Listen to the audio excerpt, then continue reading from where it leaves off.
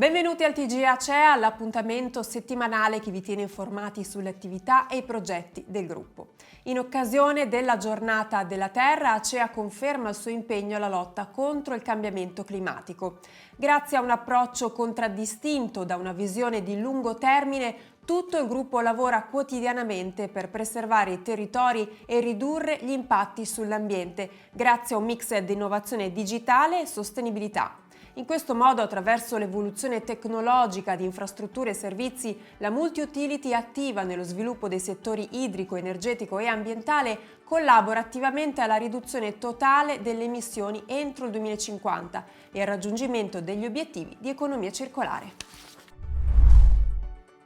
Mitigare gli effetti del cambiamento climatico e rendere più autosufficienti i territori a livello idrico. È questo l'obiettivo del grande progetto Anello Senese, la nuova infrastruttura nata dalla sinergia tra Acquedotto del Fiora, Regione Toscana e Nuove Acque per l'approvvigionamento idrico delle Crete Senesi, della Val d'Arbia, della Val di Chiana e del comune di Rapolano Terme. L'opera di valenza strategica creerà la tanto attesa autostrada dell'acqua, il cui scopo è ampliare e diversificare le fonti di approvvigionamento dei territori interessati, risolvendone i deficit idrici e ponendosi come base per realizzare un anello idraulico che permetterà l'approvvigionamento da più risorse, assicurando continuità nel servizio e acqua di qualità.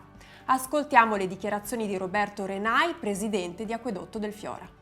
In un momento di cambiamenti climatici come questo, io credo che quest'opera pensata molti anni fa e che stiamo realizzando adesso sia la migliore soluzione per poter fronteggiare una difficoltà come quella che abbiamo di fronte. In più, credo che questo primo tratto di 8,5 km con un valore di quasi 5 milioni, poi ci sarà un secondo tratto, fa parte di quel tracciato chiamato l'autostrada dell'acqua che approvvigionerà Siena e i paesi limitrofi e quindi fornendo ai nostri cittadini un approvvigionamento duale, strategico in un momento come questo.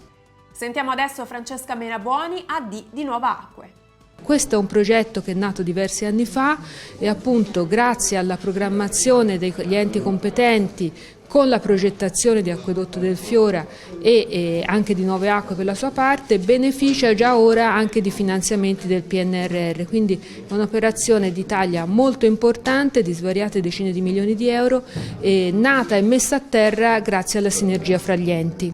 E ora le parole di Paolo Nannini, presidente di Nuova Acque. È stata anche un'operazione importante per reperire finanziamenti che non vadano a gravare sulla tariffa e soprattutto stiamo lavorando un po' tutte le aziende toscane a fare che cosa? A creare le condizioni perché in caso di siccità possiamo mettere in comunicazione, in collegamento tutte le risorse esistenti sul territorio in modo da prevenire le grandi siccità. Fare e descrivere la sostenibilità con un sorriso. Al via la campagna di comunicazione di Acea Energia dedicata alla tutela dell'ambiente e alla transizione energetica.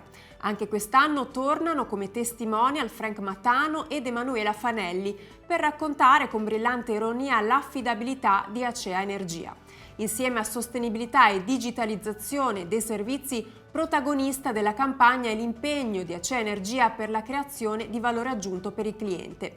Nasce così, per valorizzare questo obiettivo da sempre alla base della vision del gruppo, il nuovo payoff, più eco, più smart, più te.